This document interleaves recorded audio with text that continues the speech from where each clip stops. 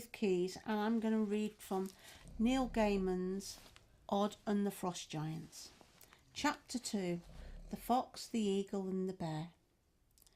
Odd was woken by something scratching against the hut outside.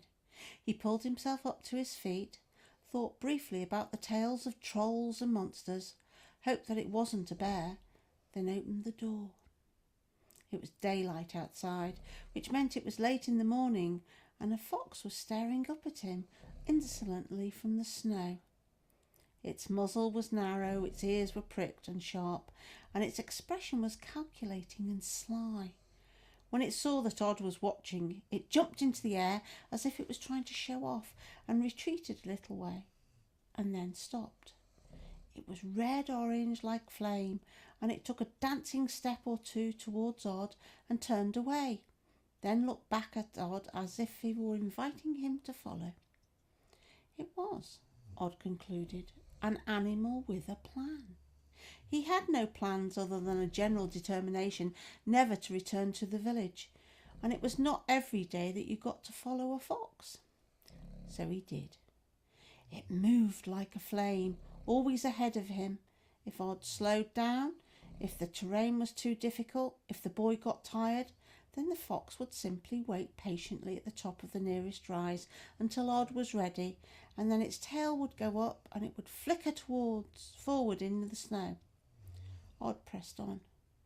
There was a bird circling high overhead, a hawk, Odd thought, and then it landed in a dead tree, and he realised how big it was and knew it was an eagle. Its head was cocked oddly to one side, and Odd was convinced it was watching him.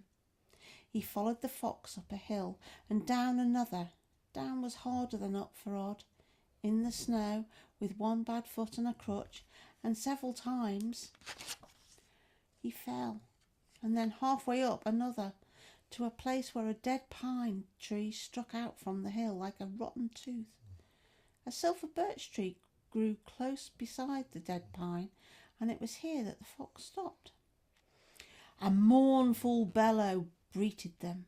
The dead tree had a hole in one side of it, of the kind that bees sometimes inhabit and fill with honeycomb. The people in Odd's village would make the honey into the alcoholic mead they drank to celebrate the safe return of the Vikings and the midwinter, and any other excuse they needed to celebrate. An enormous brown bear had its front paw caught in the hollow of the pine tree. Odd smiled grimly. It was obvious what had happened. In order to get at the pine tree hollow, the bear had pushed its weight against the birch tree, bending it down and pushing it out of the way. But the moment the bear had pushed its paw into the hole, it had taken its weight off the birch, which had snapped back, and now the bear was profoundly trapped. The animal bellowed once more, a deep, grumpy bellow. It looked miserable, but not as if it was about to attack. Warily, Odd walked towards the tree. Above them, the eagle circled. Odd unhooked his axe from his belt and walked around the big tree. He cut a piece of wood about 6 inches long and used it to prop the two trees apart. He did not want to crush the bear's paw. Then, with a clean, economical blows, he swung the blade of his axe against the birch. The wood was hard, but he kept swinging, and he soon came close to cutting it through. Odd looked at the bear. The bear looked at Odd with big brown eyes. Odd spoke aloud. "I can't run," he said to the bear, "so if you want to eat me, you'll find me easy prey. But I should have worried about that before, shouldn't I? Too late now." He took a deep breath and swung the axe one last time. The birch tree tipped and fell away from the bear, who blinked and pulled its paw from the hollow in the tree. The paw was dripping with honey. The bear licked its paw with a startling pink tongue.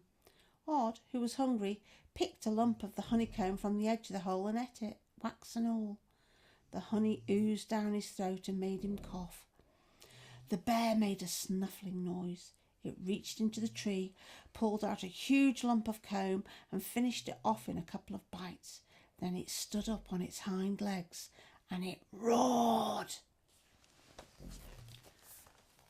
And that's my short read from Odd and the Frost Giants. Thank you. Little Cat and I hope that you enjoyed this story. Hopefully it will be one of many, because Little Cat loves books. Thank you.